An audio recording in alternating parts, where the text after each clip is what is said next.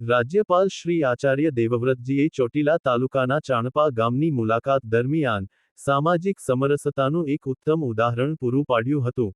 રાજ્યના પ્રથમ નાગરિક હોવા છતાં અત્યંત સાદગીનો પરિચય આપતા તેઓ ગામના શ્રી ધીરુભાઈ વાઘેલાના નિવાસસ્થાને પહોંચ્યા હતા, જ્યાં તેમણે તમામ પ્રોટોકોલને બાજુએ મૂકીને એક પરિવારના વડીલની જેમ જમીન પર બેસીને અત્યંત સાદગીપૂર્ણ અને ભાવપૂર્વક ભોજન ગ્રહણ કર્યું હતું.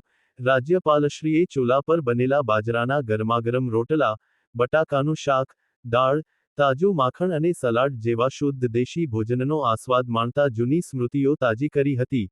તેમણે સહજતાથી જણાવ્યું હતું કે ગેસની રોટલી કરતાં ચૂલાની રોટલીનો સ્વાદ અદ્ભુત હોય છે, જે બાળપણની યાદ અપાવે છે.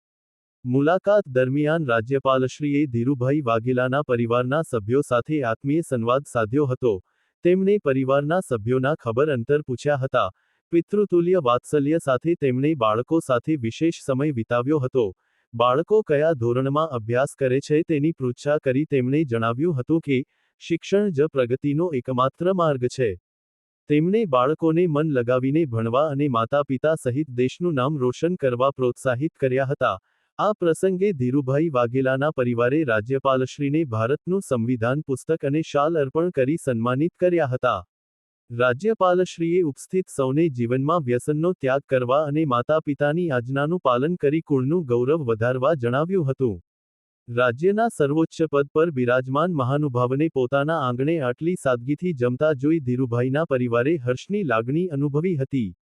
રાજ્યપાલશ્રીની આ મુલાકાતમાં જિલ્લા કલેક્ટર શ્રી કે એસ યાજ્ઞિક, જિલ્લા પોલીસ અધિક્ષક શ્રી પ્રેમસુખ ડેલુ, પ્રાંત અધિકારી શ્રી હરેશ મકવાણા ઉપસ્થિત રહ્યા હતા.